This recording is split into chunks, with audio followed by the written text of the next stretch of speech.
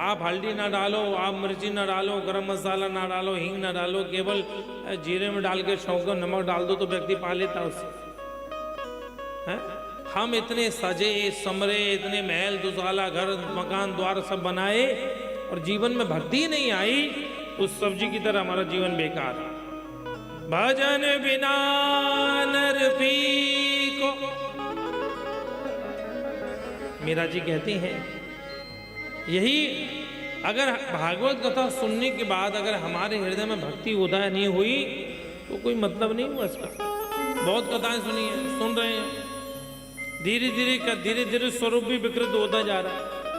हम तो बार बार कहते हैं भैया आप पढ़े लिखे हो, समझदार हो, है ना, भागवत में भागवत कथा से ही मतलब रखो।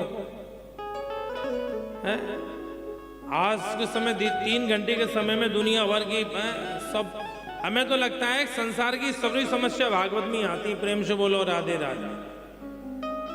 हाँ, संसार की जितनी बड़ी समस्या हैं, किसी को व्यापार की समस्या, किसी को किसी चीज की समस्या, किसी को शादी की समस्या, किसी को गौसारा आएगा फिर डूब जाएगा, फिर ऊपर आएगा फिर डूब जाएगा। ये भागवत कथा है। अमृत द्रव संयुतम।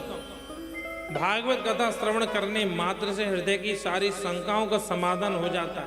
सारे समाधानों की हमारे प्रसाधनों का सब साधन प्रस्तुत हो जाता है। ये 4 अक्षर का मतलब है भागवत।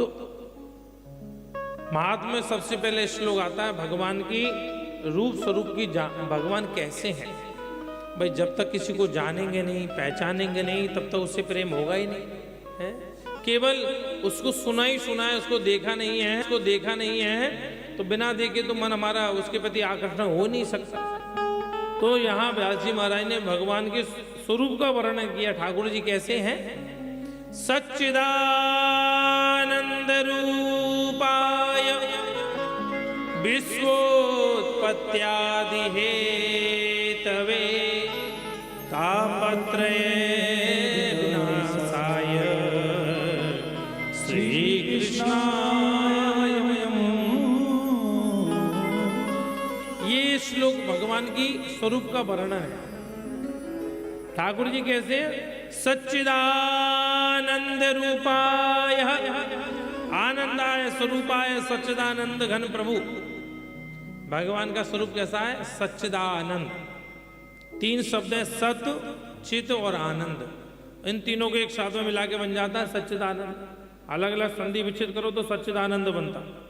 सत का मतलब होता अविनाशी, जिसका कभी विनाश हो ही नहीं सकता, जो था है और रहेगा, है ना, जो एक रस है, एक जैसा है, उसमें कोई विकृति नहीं आती, वो सत है। हम लोग कहते हैं ना, घर में कथा कराते हैं, कभी कभी किसकी कथा कराते हैं? सत्य नारायण की। नारायण ही सत्य है और सत्य ही नारायण है। कई लोग बोलते हैं ना महाराज जी कि हम महाराज सत्य बोलते हैं लेकिन लोगों को अच्छा नहीं लगता है। हमने कहा भैया सत्य तो दुनिया को अच्छा लगता है। ऐसा कभी हो सकता है सत्य किसी को बेकार लगे? कई महापुरुष ये भी कहते हैं, बोले हम सत्य बोलते हैं इसलिए कड़वा लगता है। अरे जरा इनसे ये तो पूछो, रसगुल्ला कभी कड़वा हो सकता है क्या?